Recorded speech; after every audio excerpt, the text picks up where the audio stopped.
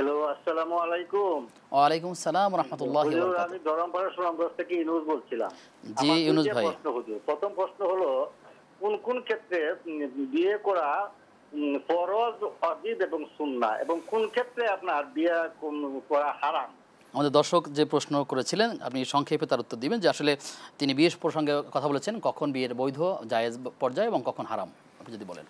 হ্যাঁ, বিয়েগুলোর ক্ষেত্র বিশেষ আমরা এক কথায় যখন বলি বিয়ে করা ফরজ, আসলে বিষয়টা এরকম নয়।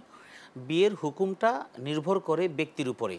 অর্থাৎ যেই সময়ে আপনার জীবন, আপনার বয়স হয়েছে, আপনি এখন জীবন পরিচালনা করছেন এবং এই মুহূর্তে বিয়ে করা প্রয়োজন আপনি অনুভব করছেন, এবং যদি বিয়ে না করেন তাহলে সেক্ষেত্রে আপনি অন্যায় এবং হারাম কাজের মধ্যে লিপ্ত হয়ে যাওয়ার সমূহ সম্ভাবনা আছে।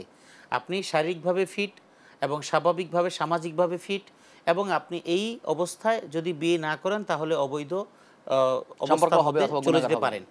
এই অবস্থার মধ্যে প্রথমত রাসূল সাল্লাল্লাহু আলাইহি ওয়াসাল্লাম একটা নির্দেশনা দিয়েছেন, ইয়া মা'শারাশ শাবাব মান ইসতাতা'a মিনকুমুল বাআতা ফালিয়াতাজাওয়াজ, ১ নাম্বার।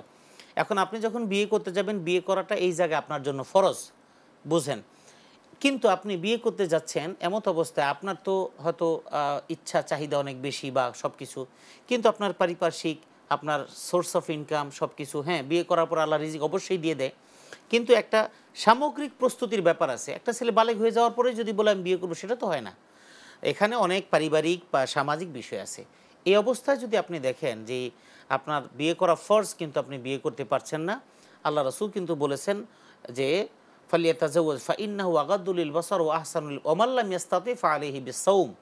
যদি এই অবস্থায় যদি আপনার এমন অবস্থা হয় যে না পারছেন না, তাহলে আপনি রোজা রেখে আপনাকে কন্ট্রোল করবেন। এই যদি এই সব কিছু না সম্ভব হয়, তাহলে আপনি সামর্থ্য অর্জন করে আপনার জন্য বিয়ে করাটা ফরজ।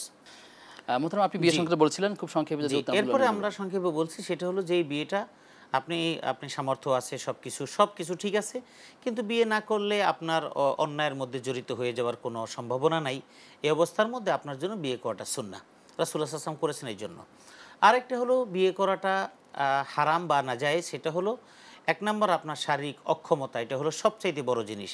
মোহতারাম, বিয়ে প্রসঙ্গে জি, যদি আমি মুখের কথা সংক্ষেপে বলেন। বলছি, সেটা হলো এই, যদি শারীরিক অক্ষমতা একেবারেই তার শারীরিকভাবে কোনো অক্ষমতাই নেই, এবং এই নেশা বা অন্যান্য দ্রব্যের কারণে হোক, যে কোনো শারীরিক অক্ষমতা, এবং শারীরিক অক্ষমতা থাকলে তো তার অনেক কিছুই অক্ষমতা থেকে যায়। এই অবস্থার মধ্যে একজন মেয়েকে বৈবাহিক বন্ধনে আবদ্ধ করে তার জীবন নষ্ট করা, এই অবস্থার মধ্যে তাকে বিয়ে করা, এটা সম্পূর্ণ হারাম তার জন্য।